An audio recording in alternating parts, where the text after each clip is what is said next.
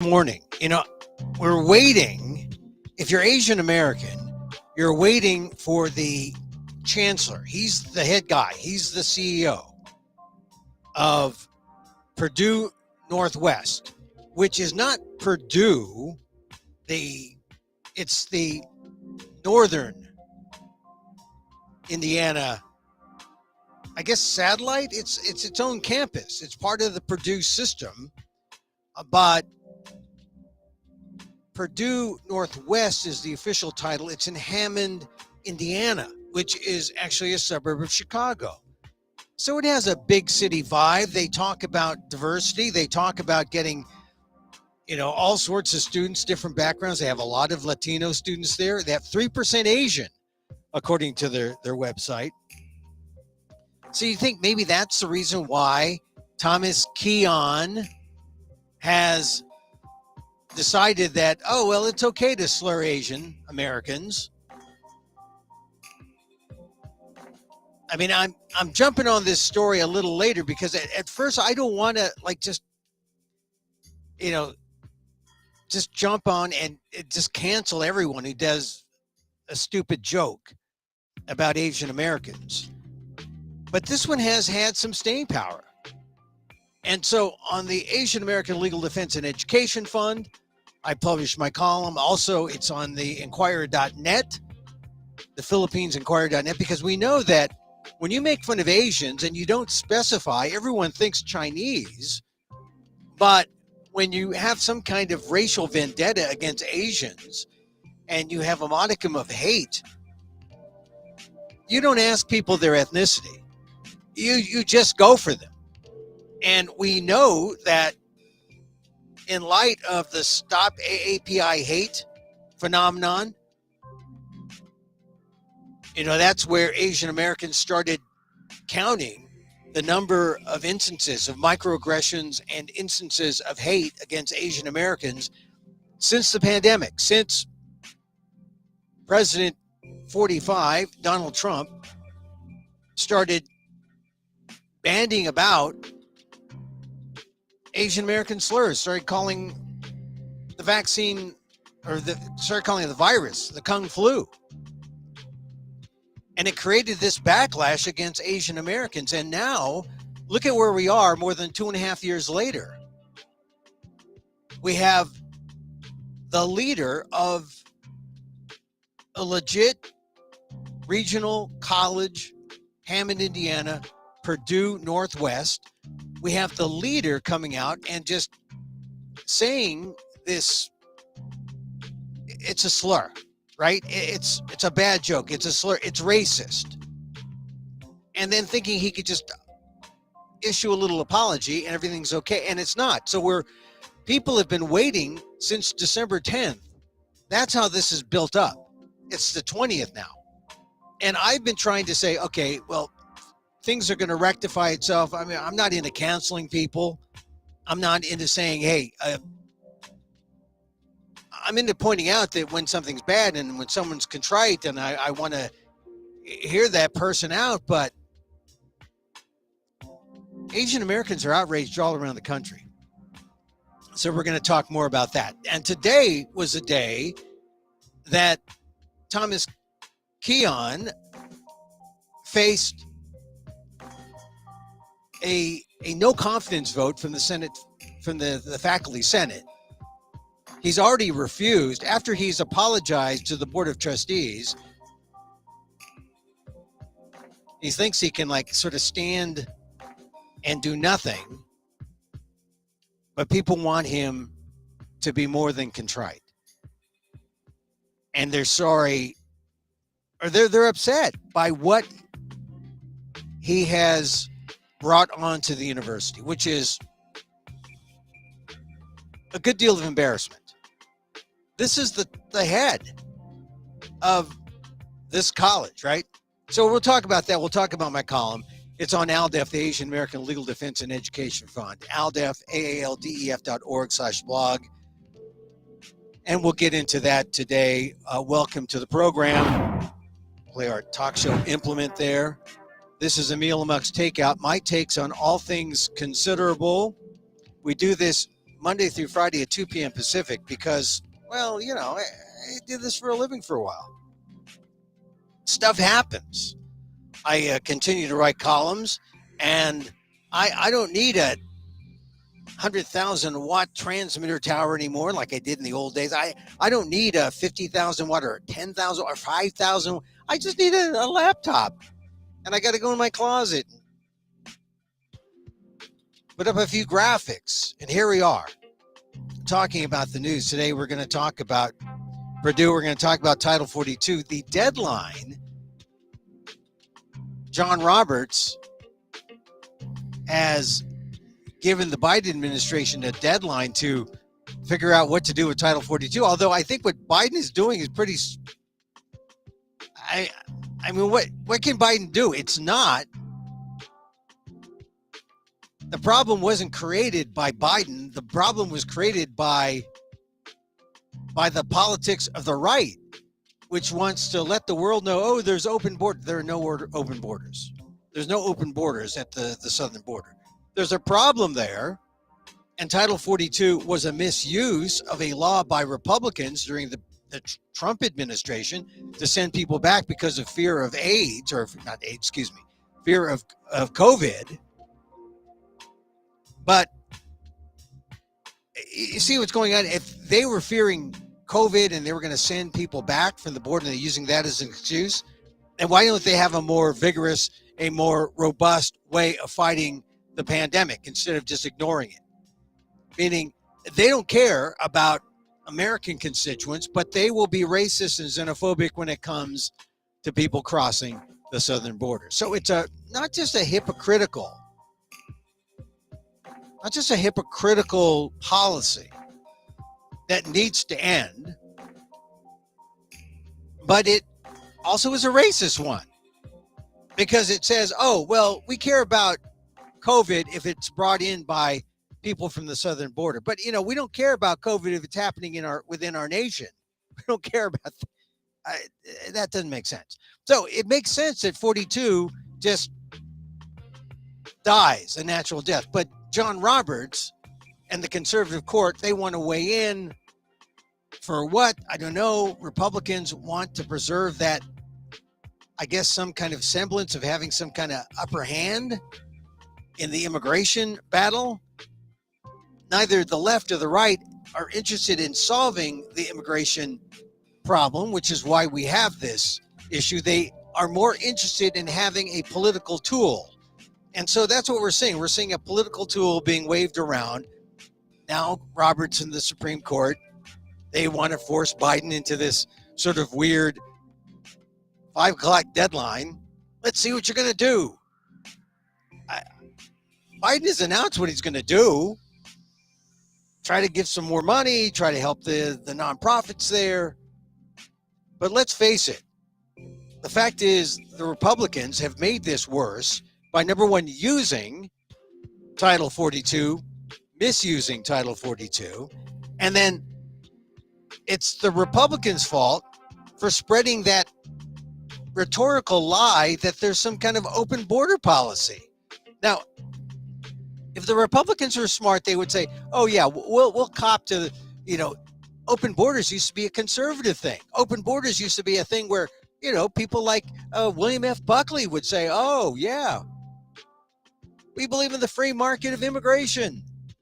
That was a kind of genuine open borders policies that the conservatives love. But now it's just this empty rhetoric that enables the Republicans to divide the electorate, to polarize the American public, and obscure the fact that the reason why we have an immigration problem is because the politicians need an immigration problem. The politicians need an issue like this that will divide the country. And they're going to continue to use it. And until we have honest to God bipartisan immigration reform, Title 42, it's just the can that everyone keeps kicking. Or it's that, you want to use a different analogy, it's that political football that both sides absolutely love. So I'm just going to get rid of the Title 42 issue because I don't see anything popping up on my screen saying, oh, this is what the Biden administration has come up with. They don't have to come up with anything. If someone wants a problem solved, then you should get some Republicans and Democrats together and talk about comprehensive immigration reform, and that isn't happening. Okay, I'm going to talk also today about, I made some comments about Nixon yesterday about the historic day, where the Trump case was referred by the January 6th committee to the Department of Justice, 4 counts, criminal referral. It's a big deal and includes insurrection. Never happened before in our history. And I said something about Nixon and I was wrong. Nixon is far worse than I thought. I was trying to give Nixon a break. There's no reason to give Nixon a break. No reason to give Richard Nixon a break. So let me just begin. I started talking about Purdue.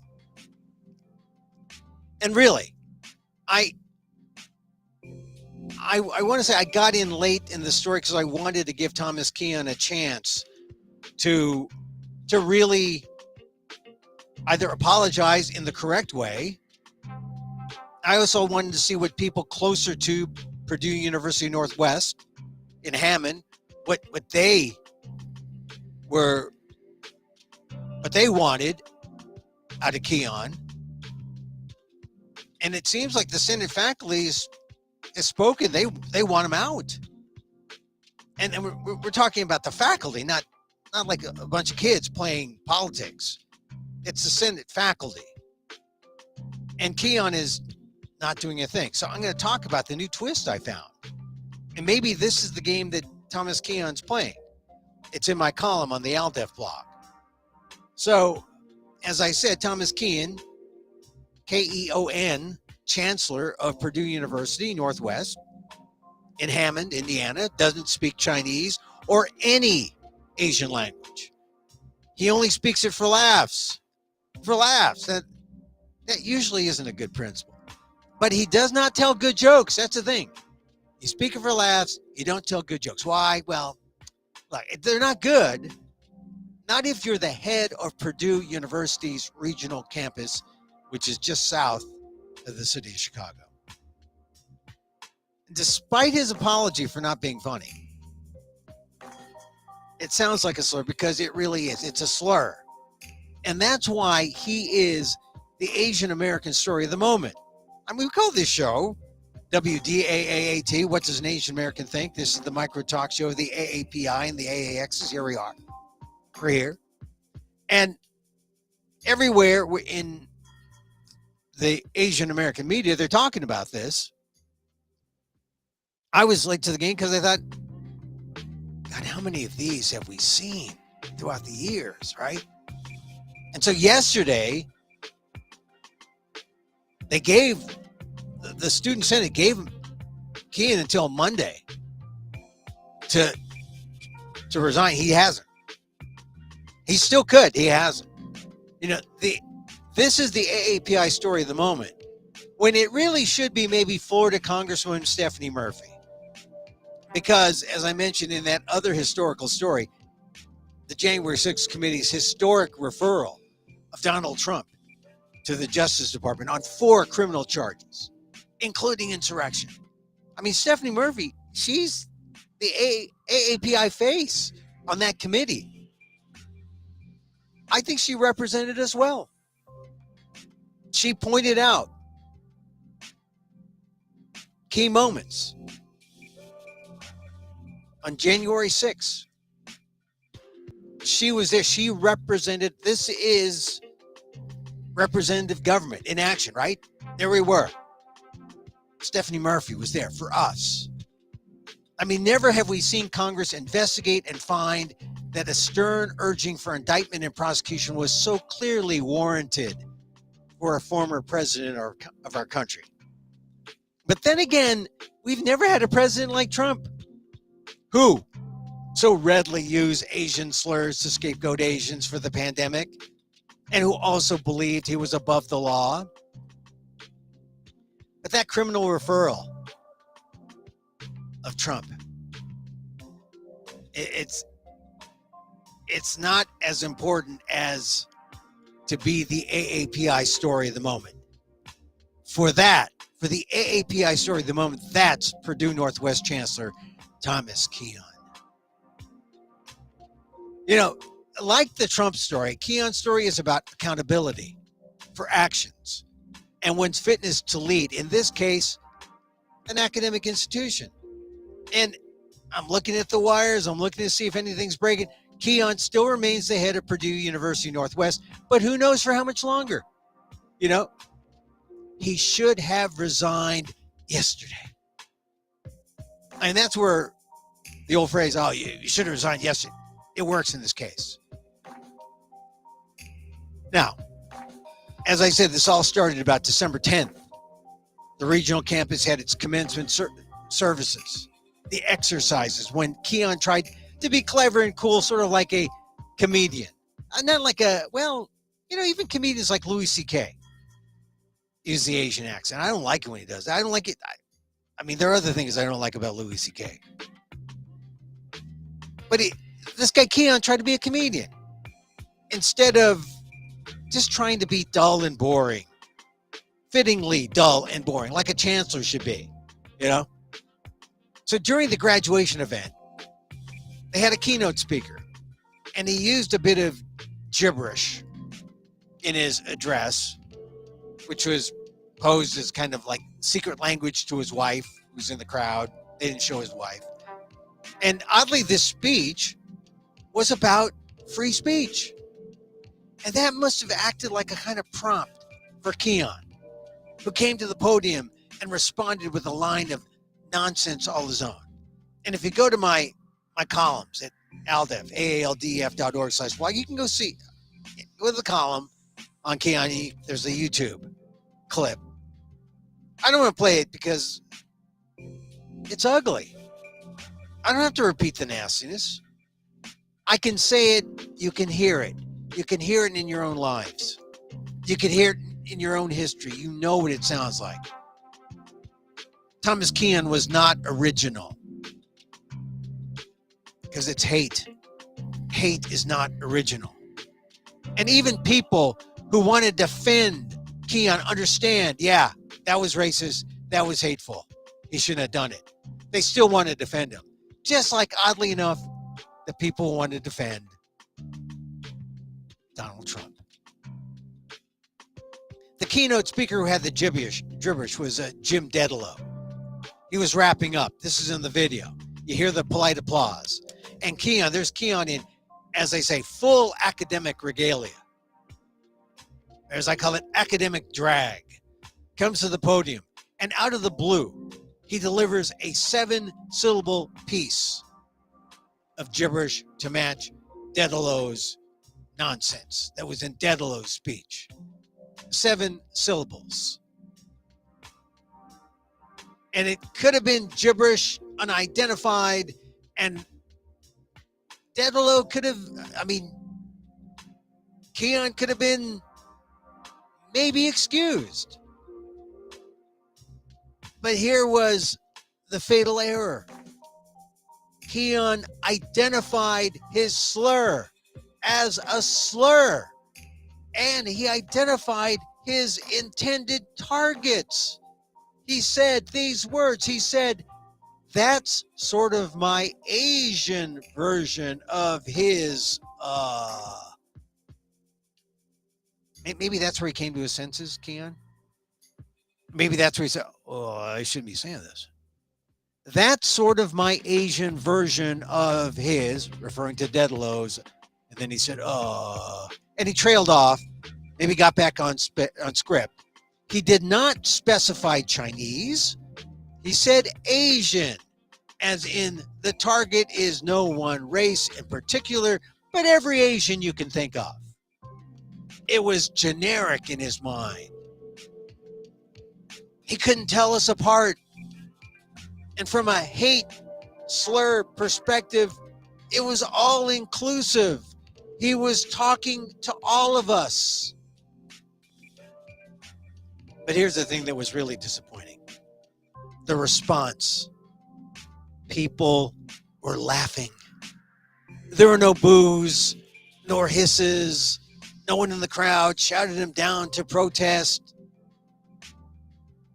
No, what you saying, Mr. Chancellor? People in the audience just went with the white chancellor's joke. There were at least 3 seconds of laughter as soon as he broke into his, shall we call it, an Asian rap? And even as the laughs diminished, some people were still having a good time at our expense. Now, behind Kean, as he's at the podium, behind him on the stage, others sat in their academic regalia, the caps and gowns, and they were all smiles. Some laughed more than others. No one looked troubled. No one thought to come up to the chancellor on the shoulder and like whisper into his ear and say, hey, bro, a little racist, bro. No one. They all acted as if nothing was wrong. There is complicity in silence. But every Asian American instantly knows the hurt of the inappropriate comic accent. Kean made us the joke in general. Haha? No. Now, Kean apologized last week on Wednesday, and the Board of Trustees was quick to accept. They wanted this to go away. Yeah, you apologize. You give it to us. We got your back, Kean. We're the Board of Trustees. But that's not good enough. What does the representative body of all of Purdue, not the Board of Trustees, which represent, who do the Board of Trustees represent? State, donors, students? I don't know. Board of Trustees? Here's the chair of the Faculty Senate of Purdue University Northwest, Thomas Roach. He told WFYI, the fact the Board of Trustees, accepted the apology is almost as bad as what he said in the first place. Roach said, the Asian community has been saying for years that they're being discriminated against. They've been also saying everybody tolerates discrimination against Asian Americans. That's a key point. There's just 3% on that Purdue Northwest campus. Primarily, it's like 20-something% Latino, and then there's the black percentages in the teens. The Asian percentage, 3%. But they claim that they're so diverse there at Purdue University Northwest. And here's their chancellor, Thomas Kean. But here is Roach, the chair of the Faculty Senate of Purdue University Northwest, saying that Asians have been discriminated against. The discrimination is tolerated. He says, here we have this discriminatory remark and the Board of Trustees saying, no big deal. And of course, it's a big deal. Other reports say that Roach personally met with Kean, asking him to resign by Monday or face a no confidence vote today.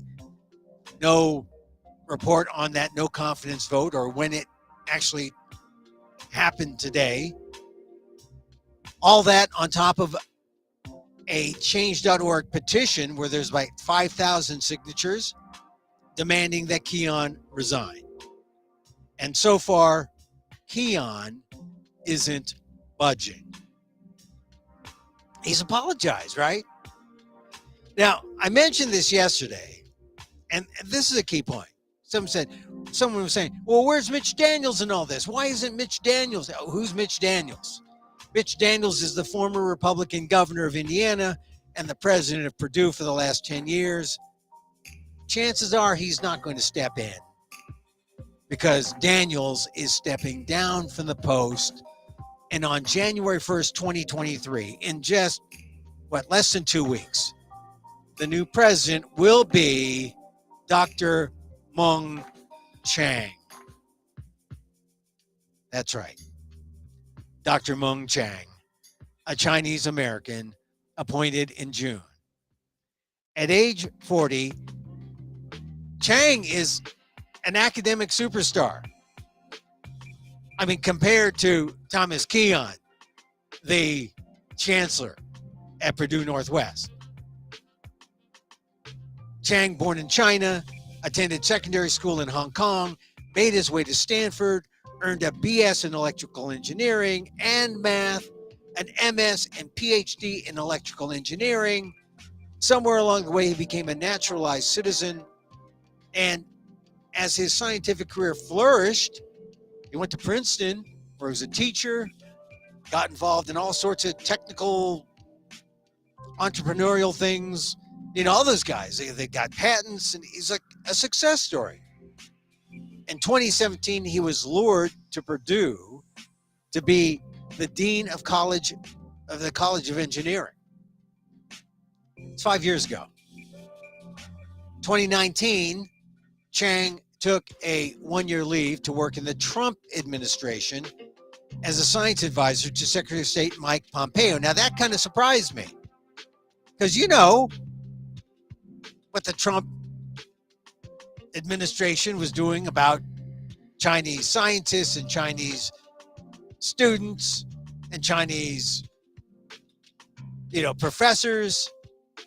They practically, it was a xenophobic policy where these academics were suspected of espionage. The Trump administration saw links between science and espionage everywhere, and they hounded Chinese researchers. I mean, there's cases all over the country. I wonder, was Chang brought on to be the Trump administration beard? I don't know. But Chang left the Trump administration, returned to Purdue, and now, 2023, he's about to be president of the entire university. So, some questions. Was the Asian voice of Chancellor Keon, whose field is accounting and who apparently was passed over for promotion? Or maybe he was on a dead-end track as the CEO of Purdue Northwest. Maybe he was looking to be the head of the entire university. I'm speculating here. Maybe this was his way of getting in a dig at the fast-rising new Asian president. Or, knowing the treachery of academic politics, is Keon showing his willingness to be the new Asian American president's first executive test case? It would be easier if Keon just resigned. But remember, he thinks his apology is enough. And, of course, it's not. I mean, but it may be for the newbie President Chang, the newbie president who may not take any offense at all to Keon Slur, who was, after all, a member of the Trump administration for a year. Makes one wonder, will science and the traditions of academia trump social justice at the white Midwest university that gives a lot of lip service to diversity and inclusion? You got to wonder why Keon is holding steady, not budging. He's apologized to the Board of Trustees, like that matters, but the faculty, the Senate faculty says, no, we want you out. We want you to resign.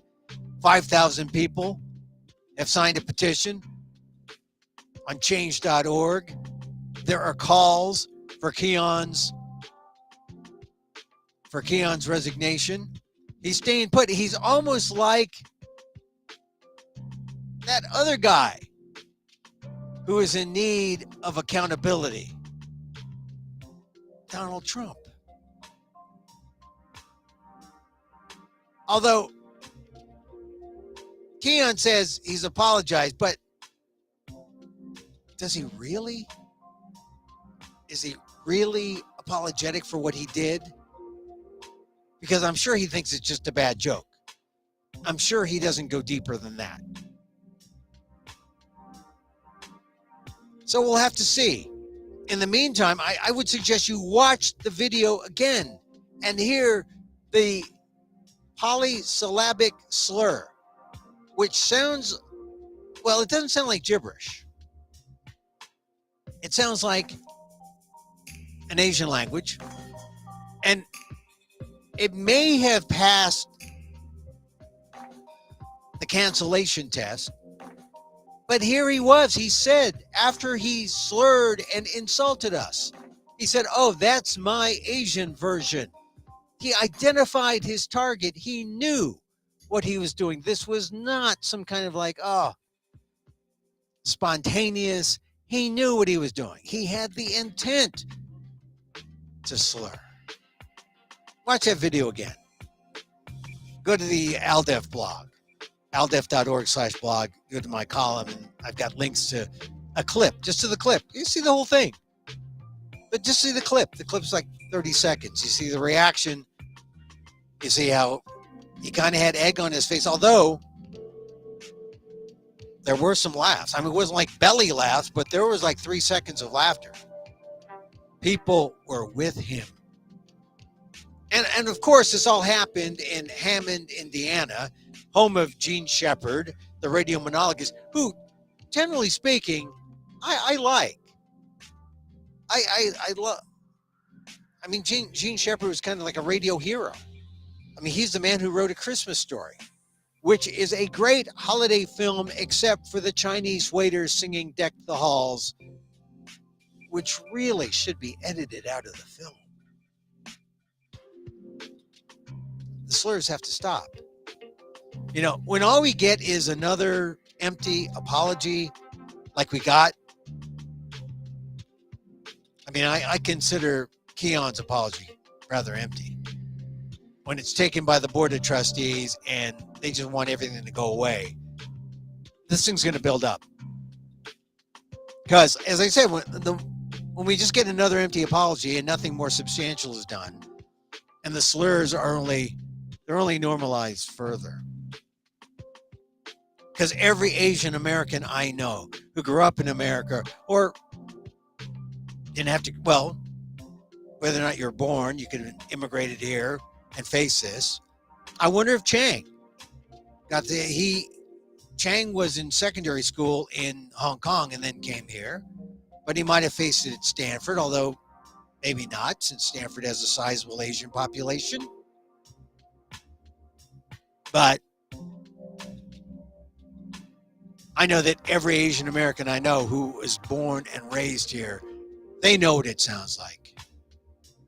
So let's see how long Keon denies our pain, because it's still painful. I mean, he didn't say it with love. He said it with the intention to slur. And we'll see if Keon continues to deny our pain, or if Chang saves him or axes him come January. I mean, that's kind of how will Chang act, the new president? Oh, this has all the intrigue of, academic politics, which is, academic politics is, some people say, even nastier than the kind of politics we see played out on the national stage. Academics I know say, the politics in this place, state schools, private schools, you name it, big schools, small schools, the academic politics. It's crazy. But how all this works out at Purdue suddenly becomes a test of where AAPI stand right now in America. I mean, we know what Trump's Kung Flu did for us. We know what it got us. After more than 11,000 hate instances nationwide in more than 2 years, the country still apparently hasn't learned much about hashtag Stop AAPI Hate. Yeah, Stop AAPI Hate. Did the country learn anything? Not. If Purdue Northwest Chancellor Thomas Keon can get away with his slur without paying some kind of price. And that's why Purdue Northwest Chancellor Thomas Keon and his slur is the AAPI story of the moment. It's a real thing. Oh, come on, Emil, you're being too sensitive. No, I'm not being too sensitive. I'm not. I am not being too sensitive. Check out my column. It's on the ALDEF blog, aaldef.org/blog. Also on the Inquirer.net, the Philippine Inquirer.net, talking about Purdue Chancellor Thomas Keon. And we'll check to see. Have they voted no confidence yet? Has Keon even resigned or come back to talk to members of no, he hasn't. So we'll see. We'll follow. Continue to follow. It is the Purdue Northwest Chancellor's slur is the AAPI story of the moment. All right. So yesterday when I talked about this historical matter of the criminal referrals, I mean, it's a big deal. They didn't go too high, so that it would be difficult to prove. A lot of the things that Trump could be charged with, we saw it all with our own eyes. There's videotape. There's people talking. I don't know how Trump gets out of this one. If you're thinking about maybe springtime for indictments. But yesterday on this show, I did talk about how a normal president would just say, I'm going to spare the country this anguish and I'm going to resign. And I thought, it sounded like I implied that was Nixon's perspective. Well, Nixon just resigned so he wouldn't get impeached. Nixon was every bit the megalomaniac that Donald Trump was. I didn't mean to imply that. And then there was some talk about the Frost-Nixon tapes in 77 where Nixon said as much that he believes there's certain things that a president should do that he's above the law. So in many ways, Nixon is no better than Donald Trump. And I just want to make sure that I was not. I just want to correct that. If the implication was, maybe Nixon was better than Trump. No, Nixon was pretty bad. Nixon was pretty bad. All right, so that's going to do it today. We talked about Title 42, or I don't think the Biden administration has come up with anything yet. Let's see. Now, I don't see anything in any of the reputable news wires about the response to the deadline. So let's see what happens tomorrow. In the meantime, hey, if you are a regular follower of this show, and you might be, if you see that in fact I've done 452 of these shows, and you say, well, I've listened to about 430 of them, Emil. Well, and I thank you. I thank you for that. But then you might be interested in the live show that I do. I do a stage show, a performance. I tell stories. I tell stories about Asian American life, my media life, and I'm going to the Frigid Fringe. It's called Lost NPR Hosts Found Under St. Mark's. It's at the Under St. Mark's Theater, and it's February 16th. And I just got a couple more shows. I'm going to do 1, 2, 3, 4, 5. 6. I'm going to do 7 shows now. So they added the show. So February 16th, February 18th, February 23rd, February 25th, a Saturday, Sunday the 26th. Let's see what else. Friday, March 3rd, and Saturday, March 4th, and all different times. So since we're kind of, there's still some time. I'm saying save the date, but there's lots of times to make this show. It's at the Under St. Mark's Theater in New York City, off Broadway. But if you're not going to be near New York City in February and March, then they're going to live stream the show so you can catch it. So that's February 16th at 8:10, and then various times February 18th, February 23rd, which is a Thursday, Saturday, February 25th, Sunday, February 26th. Wow. Friday, March 3rd, and Saturday, March 4th. So it's big. So I'm going to do that. Then I do something with the Ishmael Reed play, the conductor. So it's just Emil hitting the boards. I mean, and going out live for the first time in a long time. So let's see what happens when I do Emil Amok, Lost NPR Host Found Under St. Mark's. All right. We do this show Monday through Friday, 2 p.m. Pacific live. I talk about stuff that's important to me. We're going to keep an eye out on that Purdue guy, Purdue Northwest. Who knew they had so many campuses? I mean, the more they could spread around that, well, I don't know. Some people liked Mitch Daniels, the governor of Indiana, who became the president of Purdue University for 10 years. And now he's stepping down. But, that's become a thing now, where politicians see the academic world as their landing spot. But not like president. If you were president, you wouldn't want to drop down. Like a governor, maybe, or someone who wanted to be a senator. Ben Sass. Senator Ben Sass is at University of Florida, or will be.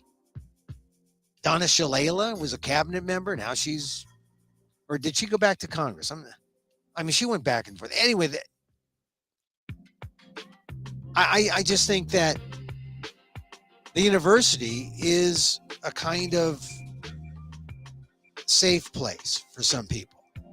Interesting how that's developing. And, Mitch Daniels, people thought, oh, well, he's going to run for governor or senator from Indiana. It appears that he has said he's going to stay with the university. Look, it's a cush job. You don't have to raise money for a good cause, school. I don't know. And look, and the only one, if you're a president, the only one who makes more money than you are the football coaches. I mean, that's a joke. I wish that were a joke, but that's not a joke. That's not a joke. All right, so back again tomorrow, 2 p.m. Pacific live. We're here Monday through Friday at Emil Amok on Twitter.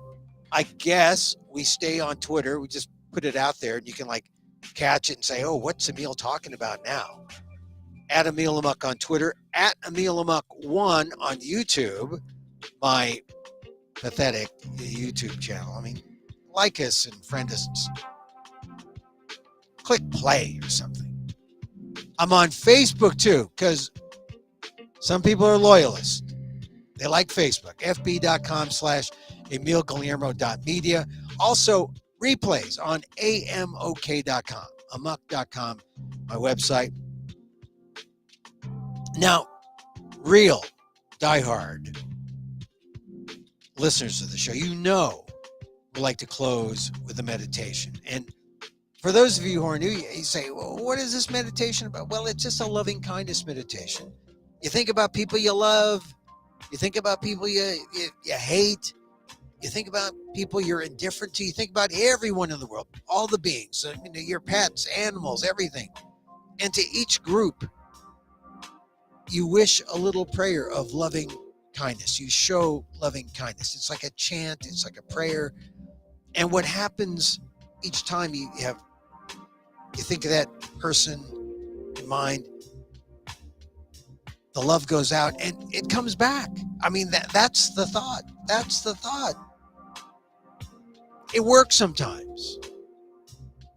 And so, as I wish for me, I wish for you. May you be safe. May you be happy. May you be healthy. And may you live with ease. Emil Guillermo here. Amok.com. Check it out. Back in live, 2 p.m. Pacific tomorrow. We'll see if that Kean guy resigns once and for all. Or does he stay on? Oh, the drama. Will President Chang have to kick him out? Till next time. Mahal